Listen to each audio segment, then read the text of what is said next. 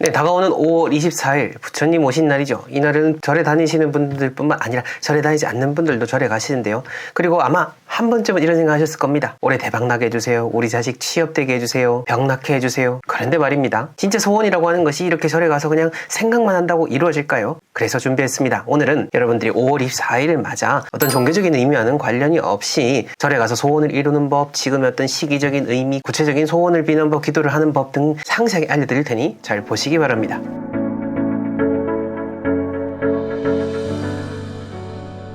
네, 모지동의 동명풍수 채널, 저는 멋지동 청곤호입니다. 4대째 풍수의 전통을 이어가고 있고 대통령 풍수 장원뿐만 아니라 전국의 수많은 분들에게 컨설팅을 해드리고 있는데요. 오늘도 너무너무 중요한 이야기가 아닐까라는 생각이 듭니다. 자, 본 내용 들어가기 이전에 아직 저희 채널 구독하지 않으신 분들 구독, 좋아요, 알림 설정 그리고 하이프까지 부탁드리겠습니다. 자, 우선 지금 이 시기에 대한 의미부터 먼저 짚어볼게요. 이 시간에 대한 의미를 알아야 여러분들이 더 공간에 대한 운까지 받아서 바라는 바를 다 이룰 수가 있거든요. 지금의 이 시기 어떤 계절이죠? 5월에서 이제 6월로 넘어가는 시기고 여름에 그런 화기가 절정에 이르는 때입니다. 이걸 동양고전에서는 장하라고도 하는데요. 아주 무성해지는 그런 여름인 거죠. 밖에 나무를 보게 되더라도 잎이 정말 활짝 피어나게 되어 있고 이제 활짝 피어나서 연한 연두색에서 이젠 짙은 녹색으로 넘어가는 그러한 시기입니다. 외적으로 퍼지다 보니 속으로는 피어가게 되는 거죠. 우리의 삶에 대입을 해보게 되면은 겉에 보여지는 것들이 많고 화려한 것들은 많은데 그러다 보니까 내가 비교하는 마음이 점점 더 심해지는 것이고 욕망이 강해지고 그러면서 지치기 쉬워지는 그런 시기다라고 여러분들이 생각을 하시면 되겠습니다. 이 점을 잘 생각을 하셔가지고 다가온 24일에 여러분들이 절에 간다라고 가정을 하고 먼저 말씀을 드리면은 제가 우리나라에서는 아마 최초로 유튜브에서 최초로 소원 명당이라고 하는 키워드를 바탕으로 해서 좋은 곳들을 많이 처음에 소개시켜드렸어요. 소개시켜드렸고 이제 이걸 활용해서 뭐 다른 유튜버 분들도 뭐 이렇게 쓰고 계시는데 근데 요즘 제가 소원 명당을 말씀드리지 않는 이유는 그 초반에 이제 좋은 곳들 이렇게 알려드리니까 인근에서 그 다른 어떤 뭐 사찰 혹은 뭐 무속인 뭐 이런 사람들이 저희 채널을 보고 또 좋은 마음으로 가셨던 분들이 뭔가 현혹이 되셔갖고 굳이 의미 없는 이런 지출을 하거나 제를 한다거나 부적을 쓰거나 이런 얘기를 제가 듣다 보니까 그 이후로는 이거는 좀 소개시켜드린 게 제한된다라는 생각이 들어서 구체적인 사찰명 공간을 소개시켜드린 게 참 조심스럽다라는 생각이 들었습니다. 그래서 오늘은 뭐 어떤 구체적인 사찰을 이야기한다기보다는 여러분들이 한번 서칭을 해보세요. 서칭을 해보시고 유명한 사찰들도 많고요. 또 유명하지 않지만은 전국에 방방곡곡 의미 있는 곳들이 분명히 있습니다. 분명히 있고 여러분들만의 그런 조용한 오래된 고차를 하나쯤은 이제 찾아서 가보시는 것을 권해드립니다. 그리고 의식이라든지 또 절에 평소에 다니지 않으셨던 분들은 이렇게 부처님 오신 날에 맞춰가지고는 오전에 이렇게 행사를 하잖아요. 절에서 행사를 하는데 그 행사가 조금 뭔가 복잡하고 그럴 수 있을 겁니다. 우리가 보통 산사에 간다고 하면은 고요함을 원하잖아요. 그런 고요함을 원하신다면은 오전에 행사가 끝나고 오후에 가서 여러분들만의 시간을 가지시는 것을 권해드립니다. 자, 그다음 두 번째로 원래 종교가 있으시든 아니시든 간에 뭐 절에 가가지고 이렇게 소원을 빌고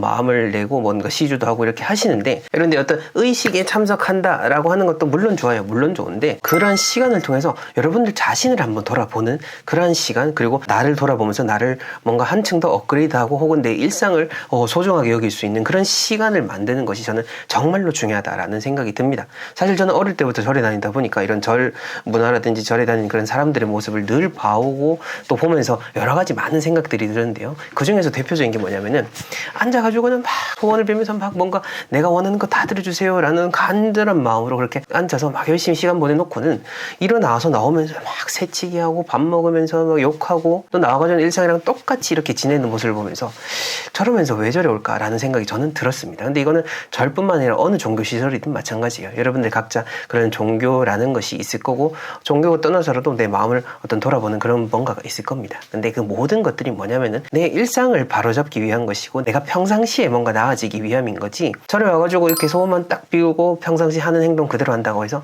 뭔가 되냐? 절대 아니다라는 거죠. 그러니 이 점을 잘 생각하셔가지고 내가 어떤 소원을 빌려가는 그 공간에 가는 그 모든 여정이 여러분들이 운을 쌓아가는 시간입니다. 예를 들어서 저 멀리 강원도에 있는 사찰에 간다라고 했을 때 아침에 서울에서 이렇게 짐을 싸고 내가 차를 타고 운전하러 가는 그 모든 여정이라는 거죠. 그래서 짐을 싸고 또 운전을 하고 가는 그 시간 내내 다 내가 운을 쌓을 수 있는 시간이기 때문에 또 가다가 막 이렇게 차 끼어든다고 해서 막 뭔가 또 욕하고 갑자기 어제 그 친구의 말이 생각나서 또 뭔가 나쁜 마음을 내고 그러면은 그 운이 잘 쌓이기 쉽지 않기 때문에 제가 이렇게 얘기를 드리는 겁니다. 앞서 이 시기에 대한 의미 드렸죠. 그냥 외부적으로 보이는 거에 막 끄달릴 수밖에 없는 시기입니다. 내가 나쁜 것이 아니라 지금의 이 시기 자체가 그래요. 그러다 보니까 더 비교하는 마음, 나 자신이 그런 초라해지는 마음, 그리고 주변에 어떤 뭔가 현혹되는 말들에 쉽게 흔들리게 되는 거죠. 거기에 흔들리지 마시고 나 자신을 돌아보고 내 일상을 돌아보고 내가 가진 것들이 얼마나 많은지, 내가 얼마나 감사한 삶을 살고 있는지를 돌아보시게 되면은 분명 이 하루를 통해서 여러분들의 남은 올해가 정말로 풍부해질 수가 있게 될 것입니다. 조용히 힐링할 수 있는 곳이 없다라고 한다면은 저는 가장 추천드리는 것은 바로 여러분들의 집입니다. 굳이 어디 절에 가서 뭔가 불상을 보고 어떤 법당을 찾지 마시고 여러분들의 공간을 여러분들만의 법당, 여러분들의 사찰로 만드는 거죠. 사실 제가 요즘 행하는 방법이기도 하기 때문에 여러분들에게 이야기를 드리는 겁니다. 내가 지내는 곳에서 제일 평안할 수 있고 내 마음을 돌아볼 수 있다면 그것만큼 쉽고 빠른 길은 없지 않겠습니까? 제가 풍수 컨설팅을 가서도 늘 이야기를 드려요. 일단 내 집안에서 평안하고 가족들하고 잘 지내고 하는 것이 제일 우선인 거지 외부에서 어떤 다른 좋은 것들을 찾지 말라라고 이야기를 드립니다. 물론 가족이 불화가 있고 집안에 어떤 기운이 좋지 않다라고 한다면은 집 밖을 벗어나서 어떤 다른 좋은 곳을 찾는 것이 방법이긴 합니다. 구체적으로 들어간다면요. 하지만 어떤 터의 기운이라든지 이런 풍수적인 것을 내려놓는다라고 한다면은 일단은 내가 머무는 모든 공간을 깨끗하고 청정하게 만드는 것, 그게 제일 중요한 풍수적인 의미, 여러분들의 마음을 돌아보는 의미, 삶을 풍부하게 하는 의미다 라고 보시면 되겠습니다. 자, 오늘 이런 내용과 더불어서 관련된 구독자 질문들 하나씩 살펴보자면요. 저는 구석진 자리를 좋아하는데 앉아있으면 마음이 편한데요. 안 좋은가요? 라고 하셨습니다. 제가 아마 예전에 앉으면 안 되는 공간들에 대해서 이야기를 드려서 이렇게 질문을 주신 것 같은데 제가 아마 그 구석진 자리 같은 경우에는 먼지도 잘 끼고 어떤 기운이 정체되는 곳이기 때문에 권해드리긴 어렵다라고 이야기를 드린 적이 있는 것 같습니다. 그래서 이렇게 남겨주셨는데 근데 실상 그래요. 이제 구석진 자리에서 우리가 심리적으로 편안함을 느낄 수는 있어요. 안겨 있기 때문인 거죠. 하지만 그런 심리적인 차원을 넘어서서 이 모든 이런 공간과 이런 자연과 교감한다라는 생각이 든다면은 너무 구석진 것보다는 적당히 포근하면서도 바깥이 보여지는 그런 공간들이 더 평안함을 느끼게 될 것입니다. 이거와 관련돼서는 이제 심리지리학 쪽에서도 유사한 이론을 얘기하는데요. 사람이라고 하는 존재는 첫 번째로는 이런 포근함, 안정감, 어떤 피신처, 그러면서도 조망, 이 두 가지를 같이 원한다라고 하는 거죠. 이 사람이 그러한 심리를 가지고 있기 때문에 너무 구석진 자리를 선호하기보다는 조금은 이제 나와서 그런 좀 밝은 자리를 가시면 좋지 않을까라는 생각이 듭니다. 다음 두 번째로 남겨주신 질문, 종교와 관련된 물건은 어떻게 처리하면 좋을런지요? 그렇죠. 여러분들이 가지고 기도하고 했던 그런 것들을 어떻게 처리할지 이걸 그냥 쓰레기통에 넣으면 이러니까 뭔가 찝찝하고 그러시잖아요. 근데 그냥 버리시면 돼요. 네. 어렵게 생각하지 마세요. 물건 관련돼서 그 버리는 방법 이런 얘기들 제가 종종 얘기 드리긴 했었습니다만은 근데 그를 들어서 물건들 일단 그냥 다 편하게 버리시라고 제가 얘기하잖아요. 이미 내가 마음이 떠난 물건인 건데 다만 예전부터 지내왔던 그런 습관, 집착, 착이 남아있기 때문에 이 물건에 대해서 미련을 못 넣는 거예요. 버려야겠다 싶으면 버리시고요. 정 이런 것들이 찝찝하다 하면 이제 검은 봉지라도 하나 싸서 그냥 쓰레기통에 집어넣으시면은 조금은 마음이 편안해지실 겁니다. 그러니까 버리는 물건들 여기에 집착하지 마시고 여러분들의 주어진 삶, 여러분들에게 주어진 그런 물건들에 더 신경을 쓰시는 것을 권해드립니다. 그 다음 또 다른 질문, 물 떠놓거나 촛불 켜고 기도하는 걸 조심하라던데요. 귀신을 불러오게 한다고. 그놈의 귀신.